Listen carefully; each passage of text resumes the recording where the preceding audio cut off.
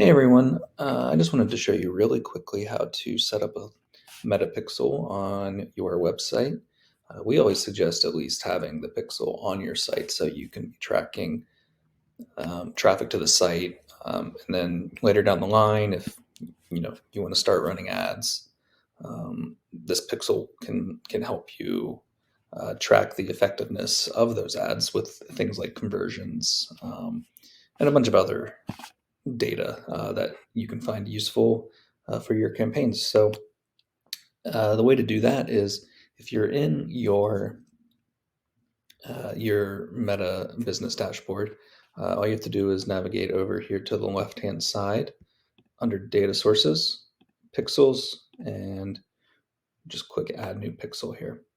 And then we're just going to add or name the pixel, and this is for um, our web feed hosting site that we recently launched.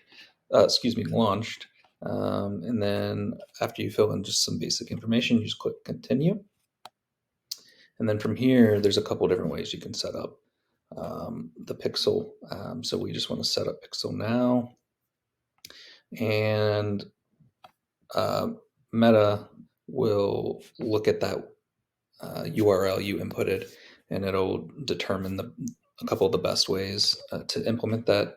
The metapixel. So this is a WordPress site, so you can use the WordPress integration, or it also has Google Tag Manager and Analytics installed, so you can set it up that way as well. We, if possible, always choose to use Tag Manager.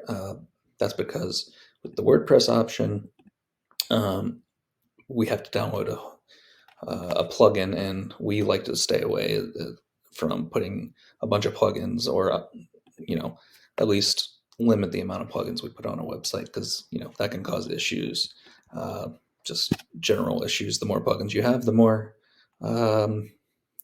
things that can go wrong. So again, you just click Google Tag Manager here, and then just click Setup Partner. So this is just saying that automatic events is turned on, and we want to put advanced tracking on, so we can track some demographics. And then once you're, or if you're logged in, it'll automatically pull up all your Google accounts. We're just going to click the account that holds this Google Analytics tag, and now we're gonna have to scroll. Unfortunately, they don't make it very easy. There's no sorting or searching method here, but bear with me as I scroll and try and find the site that I'm looking for. And there we go. Website hostingcincinnati.com, and we just click Finish Setup. Actually, let me jump into the Tag Manager here, and I'll show you what it does. So let's copy the URL, and we're going to put it in here. And this is kind of a test to see if it correctly added the pixel, and it did. So now it says we can add in all of our events if we want to, but right now we're good, and we can open the Events Manager.